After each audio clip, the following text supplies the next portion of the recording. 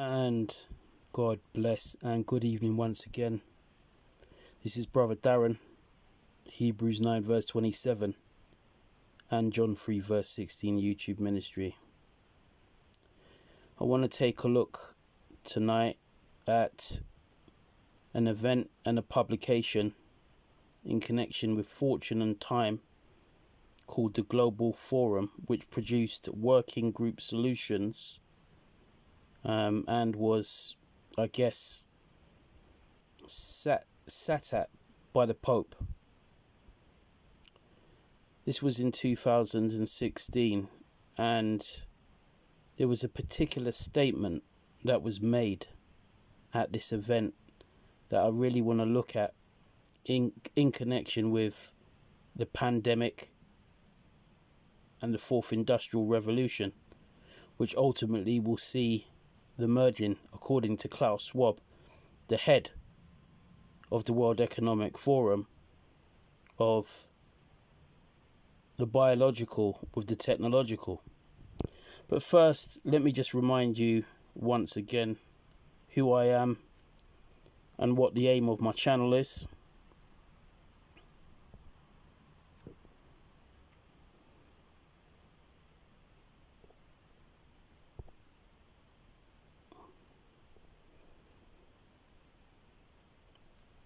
So Hebrews 9 verse 27 and John 3 verse 16. I'm a born again Christian. I'm committed to delivering the gospel, exposing the unfruitful works of darkness, and examining historic and current events through the light and lens of Bible prophecy, and ultimately preaching the gospel. So what I've tended to do is, I've always been an avid reader of the Bible, but I've also wanted to look outside of the Bible in the current day, in modern times, to validate what is said about man and judgment to come in the present day. And I've been able to do that through current events and through a lot of influential people, as well as seeing what's going on in my society, in the community. But let's get back to what I want to show you. You can find this on scrib.com. Once again, it's Fortune plus Time, the Global Forum, working group solutions. But before we do that, even show you something else. This is on businesswire.com. It's entitled His Holiness Pope Francis addresses Time Inc.'s 2016 Fortune/Time Global Forum at the Vatican. The date of this is December the 3rd, 2016, and it reads as follows. Prominent business and thought leaders present solutions to the Pope on how the private sector can be a driving force in ending poverty and creating a more sustainable world. So that's something that we're hearing quite often as a buzzword, sustainability. And that's in line with the SDGs of the United Nations for 2030 to have a certain amount of goals and objectives met for society, the environment, and the world in general. And what this says is, on December the 2nd and 3rd, Time Inc.'s 2016 Fortune and Time Global Forum convened select Global Fortune 500 CEOs, members of the Time 100 and non-profit academic, religious and global leaders to address the need for a global economic system that both encourages growth and spreads its benefits more broadly. The two-day conference held in Rome and at the Vatican culminated today with a special papal audience and an address by His Holiness Pope Francis. Sorry, I just have to put a disclaimer down there and state emphatically, Pope Francis is not holy for me, nor are the Jesuits, which is the first Jesuit Pope in history, nor is the entire Catholic system. but I do sympathise for Catholics, and I believe they should come completely out of Catholicism. Now it says this: His Holiness Pope Francis's remarks were given in the Clementine Hall at the Vatican this morning. So all these powerful leaders came together, religious figures, to look at these proposals, to which the Pope was obviously sitting to kind of hear about. So they were inspired by the Pope's call for more and better jobs, broader prosperity, and lasting ways to lift the poor. The theme of the 2016 Global Forum was the 21st Century Challenge, Forging a New Social Compact.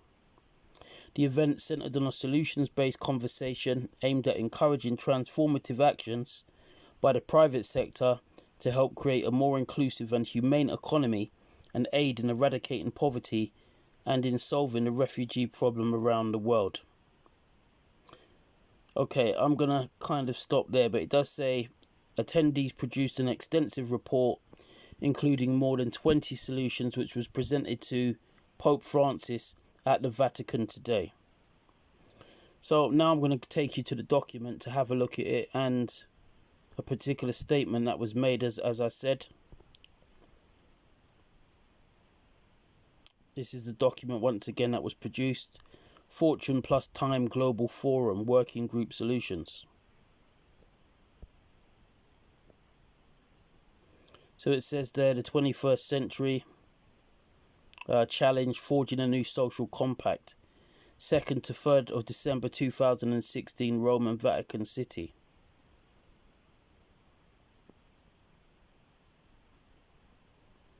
And there is a comment there by the Pope from 2015. But let's get past that.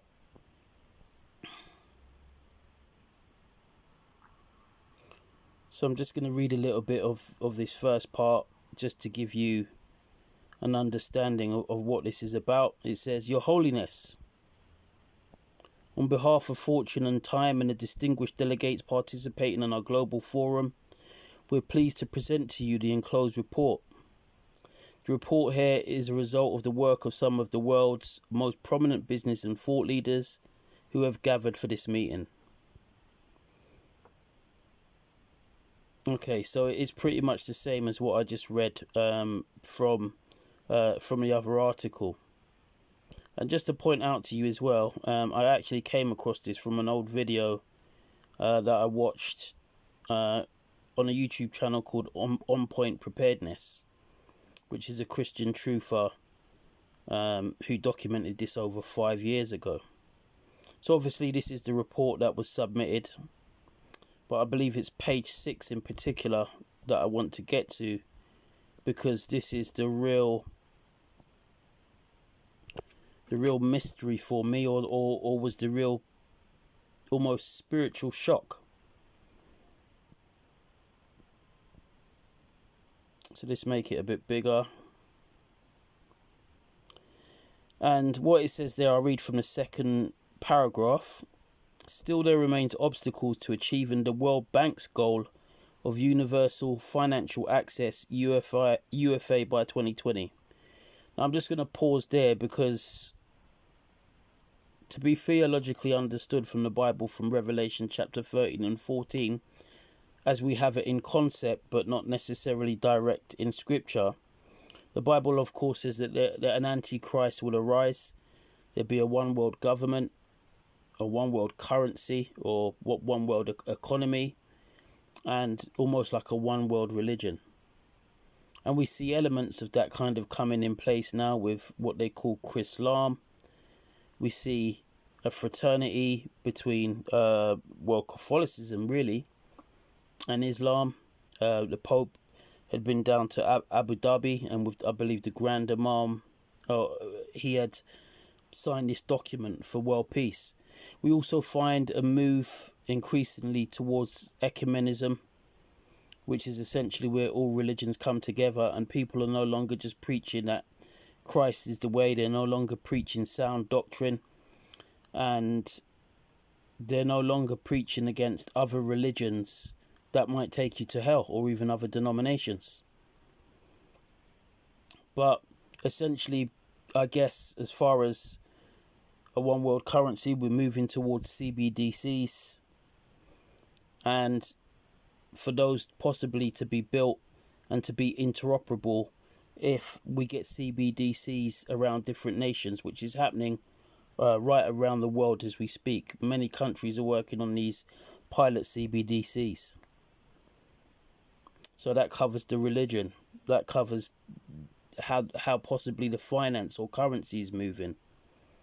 And politically now, the United Nations and the World Economic Forum, the G20, and other coalitions, other gatherings are kind of leading the way in global politics. You've also got everything going on with NATO as well. But let's continue on.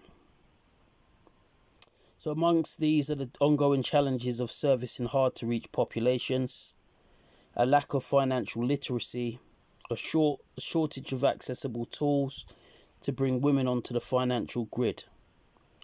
What bold action can business leaders take to bring marginalised, unbanked communities online and into the global economy, thereby enabling billions to share in the world's prosperity? Here is what we propose. And this is the real kicker.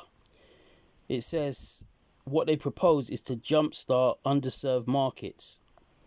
Companies will support initiatives to produce digital identities for the 1/5 of global citizens who lack one, and therefore are shut out of financial systems. The private sector commits to leveraging new and emerging technologies such as fintech and mobile payments to bring banking to the underserved. So, as you can see there, so what they've basically said is they needed some form of boost. They would have loved to have started these underserved markets so that they're moving towards fintech, which is really financial sort of transactions, online, digital sort of payments, and even mobile payments. And for a lot of people that are what you call unbanked, for them to be registered in some sense or to have access to banking, forms of online banking, digital transacting via phones. But all of this really leads to some form of electronic marking, electronic transacting, because essentially you have a footprint when you're electronically transacting. And if the mark of the beast is a financial form which comes in, then it makes sense that cash is abolished and everybody is moved to some form of electronic transacting. But why this struck me as absolutely mind-blowing was, of course, in 2019, and remember this was out in 2016, probably coincidentally, I don't know, because they haven't yet found definitively the source of the Wuhan virus, but we had the pandemic. And since the pandemic, we've been launched into an increasingly more digital world. A lot of people work in a hybrid form or fashion, working from home. We use digital devices more, and certainly even countries all around the globe have undergone this change and transition. Now, that's remarkable to think that has occurred, and what a coincidence. It might just be a coincidence because even the Bible says I can't bear false witness. But the head of the World Economic Forum, Klaus Schwab, when the pandemic had ensued, was also saying that they needed a great reset. And the great reset is really basically to push forward the fourth industrial revolution, which says essentially that we shall merge with technology. Klaus Schwab himself is a transhumanist and has talked about human beings being able to be implanted from as far back as 2016, and he had hoped to see that within 10 years. So this is all amazing, folks. You know, could be just a coincidence, but it's happened. And how can you quickly turn books into money? Zipit.com pays for all kinds of books as well as... I mean, why don't we blow this? So I just want to get past that. Now, this was a video which I'm just going to have a disclaimer on for fair use and commentary, which was uploaded on Hugo Talks. He's another truther. And this was at the Milken Institute, and there were some really strange things said here that just seemed to coincide with where we're at now. So I don't know who this guy is insetting this picture, but he says something like, why don't we just blow the system up? Now, that doesn't mean, of course, that they have, you know, brought this virus out. I'm not saying that at all. But I'm just saying things have gone this particular way, and what they had mentioned here about perhaps a virus kind of helping out to kind of produce vaccines, that seems to have happened. And this was October 2019, before the Wuhan virus really kind of was noted, because the Wuhan virus really broke into public knowledge from December 2019, and I personally caught COVID in March 2020, and it was horrible, it was sickly, it was ghastly. I struggled to breathe, but ultimately I just prayed a lot. I relied on God. I said I wouldn't take the vaccine. It's just not in my interest. In particular, you know, my reason for declining was that some of the vaccines were derived from cell line cultures from aborted fetal cells. They weren't the actual fetal cells themselves. I must stress that. But to me, that was just uncomfortable, in particular because the Pope put out a speech to say that by God's grace these vaccines have come. But in the Bible, God would have nothing to do with things like abortions or, you know, anything kind of coming in that manner, even if it was for medicine. And that is basically a trick of the devil to try and get something justified which is wrong. But we'll try and listen to what's said. It might come out a bit muffly, but let's listen. System up. I mean, obviously we can't just turn off the spigot on the system we have and then say, hey, everyone in the world should get this new vaccine we haven't given to anyone yet. But there must be some way that we grow vaccines mostly in eggs the way we did in 1947. In order to make the transition from getting out of the tried and... So that's Dr. Fauci talking. He's the head of the NIH, which had funded I guess, well, experimentation into looking at, you know, viruses from bats, coronaviruses, and so on and so forth. True egg growing, which we know gives us results that can be, you know, beneficial. I mean, we've done well with that, to something that has to be much better. You have to prove that this works.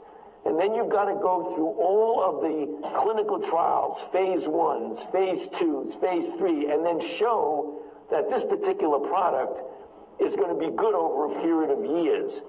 That alone, if it works perfectly, is going to take a decade. There might be a need. So what they were talking about was for a universal flu vaccine. They were talking about the length of time that might need to take for testing. It could take up to 10 years. And how that might come out on the market. Or even an urgent call for an entity of excitement out there that's completely disruptive, that's not beholden to bureaucratic strings and processes. So we really do have a problem of how the world perceives influenza, and it's going to be very difficult to change that unless you do it from within and say, I don't care what your perception is, we're going to address the problem in a disruptive way and in an iterative way, because you do need both. But it is not too crazy to think that an outbreak of an... So that he was just talking about the methodology by which they needed to address the problem of any potential sort of outbreak, really, of any virus. So they might need to do it in a disruptive way or an iterant way. I'm not sure what that means in particular, but let's keep going. A novel avian virus could occur in China somewhere. We could get the RNA sequence from that, beam it to a number of regional centers, if not local, if not even in your home at some point, and print those vaccines on a patch and self-administer. Right, so that was originally on TikTok, and the last guy there was just saying that essentially if an avian flu broke out in China or somewhere, how they might go about administering, I guess, the medication, the measures to curb that. And he was talking about to take out, was it mRNA, I believe he said, and to use that, and I believe he said patches or something else to distribute that. But anyway, of a way that it might happen. But yeah, there were some key things that were said there, and lo and behold, we're at this point in time whereby society in the world has changed much through the global pandemic, and we are moved on quite a bit towards a more technological society. Certainly that's sped up. The cashless society is sped up, and mobile payments, all of that sort of thing. So once again, in wrapping up, it was just interesting to see, almost uncanny, a coincidence that back in 2016 there was a proposal to jumpstart underserved markets.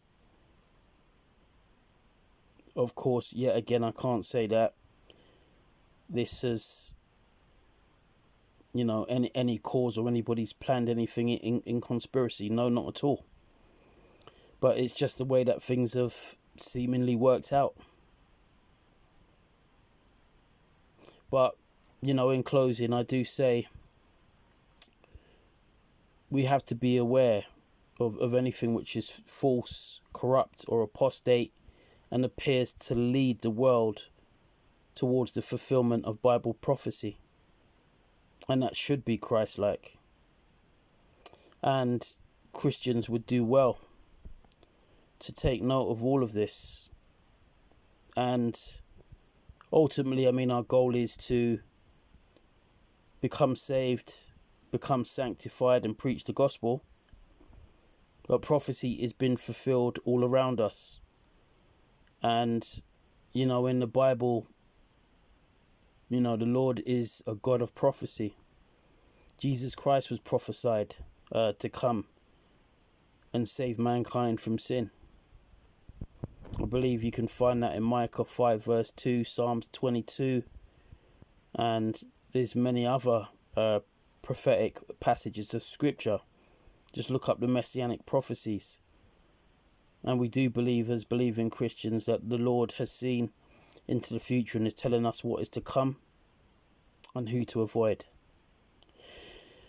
And to watch out for anything that is perverse and does not truly reflect God or his character, but mimics it. Anyway, I'm going to sign off for now. This is Brother Darren, Hebrews 9 verse 27 and John 3 verse 16 YouTube ministry.